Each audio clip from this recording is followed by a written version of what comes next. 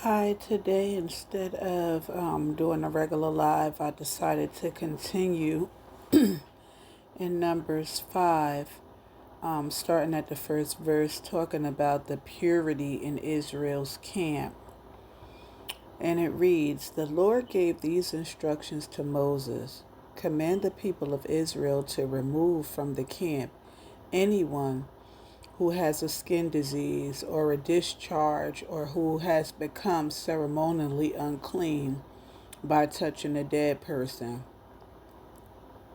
The command applies to men and women alike. So God is no respecter of persons. This command really applies to everybody. Remove them so they will not defile the camp in which I live among them. So the Israelites did as the Lord had commanded Moses and removed such people from the camp. So this is so that the area where God dwelled wouldn't be contaminated and that other people wouldn't get sick as well. Okay. Then the Lord said to Moses, "Give the following instructions to the people of Israel. If any of the people, men or women, betray the Lord by doing wrong to another person, they are guilty. They must confess their sins and make full restitution for what they have done, adding an additional 20% and returning it to the person who was wronged. But if the person who was wronged is dead and there are no near relatives to whom restitution can be made, the payment belongs to the Lord and must be given to the priest. Those who are guilty must also bring a ram as a sacrifice, and they will be purified and made right with the Lord. All the sacrifice, all the sacred offerings that the Israelites bring to a priest will belong to him.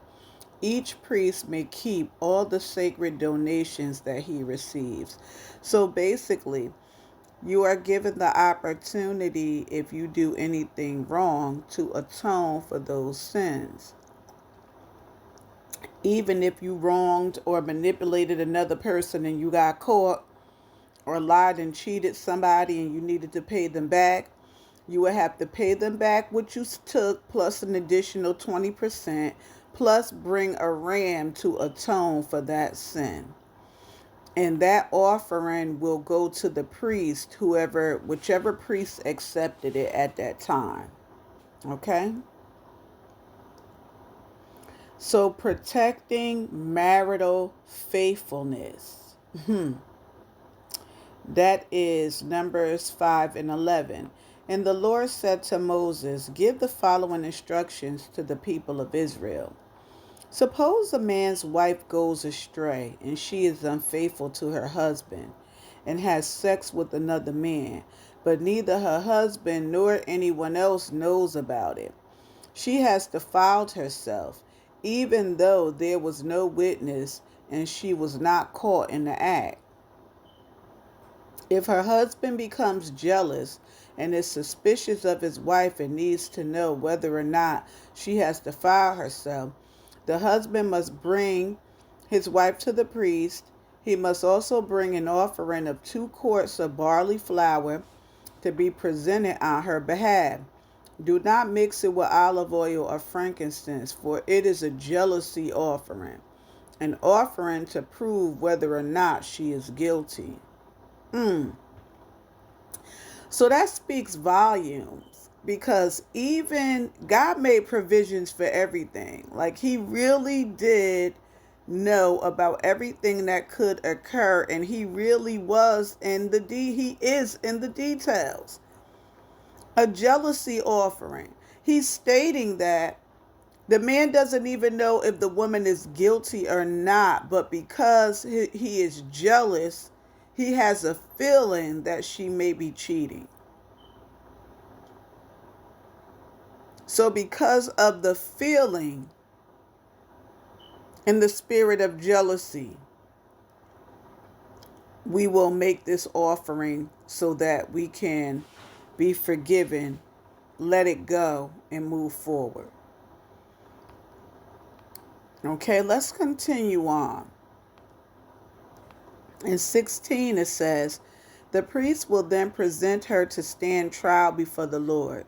He must take some holy water in a clay jar and pour it into dust he has taken from the tabernacle floor. When the priest has presented the woman before the Lord, he must unbind her hair and place in her hand the offering of proof, the jealousy offering, to determine whether her husband's suspicions were justified. The priest will stand before her, holding a jar of bitter water, and bring a curse to those who are guilty. The priest will then put the woman under oath and say to her, if no other man has had sex with you, and you have not gone astray and defiled yourself while under your husband's authority, may you be immune from the effects of this bitter water that brings on the curse. But if you have gone astray by being unfaithful to your husband and have defiled yourself by having sex with another man, at this point the priest may put the woman under oath by saying, may the people know that the Lord's curse is upon you. When he makes you infertile, causing your womb to shrivel and your abdomen to swell. Now, may this water that brings the curse enter your body and cause your abdomen to swell and your womb to shrivel, and the woman will be required to say, yes, let it be so. And the priest will write these curses on a piece of leather and wash them off in the bitter water. He will make the woman drink the bitter water that brings the curse. When the water enters her body, it will cause bitter suffering if she is guilty. So that is the way back then they would judge if a woman was guilty of adultery back then. Okay. So the priest will take the jealousy offering from the woman's hand, lift it up before the Lord, and carry it to the altar. He will take a handful of flour and a token portion and burn it on the altar. And he will require the woman to drink the water. If she has defiled herself by being unfaithful to her husband, the water that brings on the curse will cause bitter suffering. Her abdomen will swell and her womb will shrink. And her name will become a curse among her people. But if she has not defiled herself and is pure, then she will be unharmed and will be able to have children. Okay, so.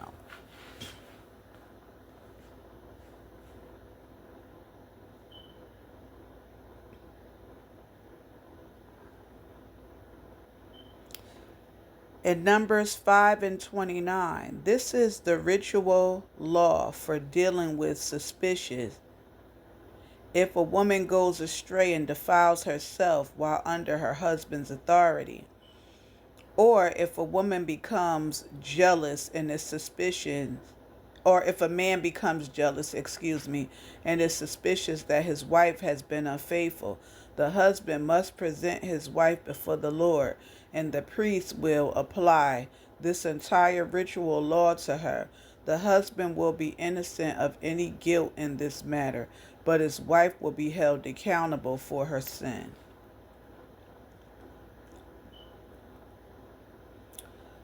So again, we talked about the priest had a lot of different jobs and wore many different hats because God trusted them. They were chosen by God.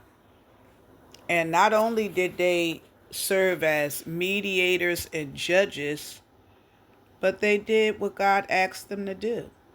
Till next time.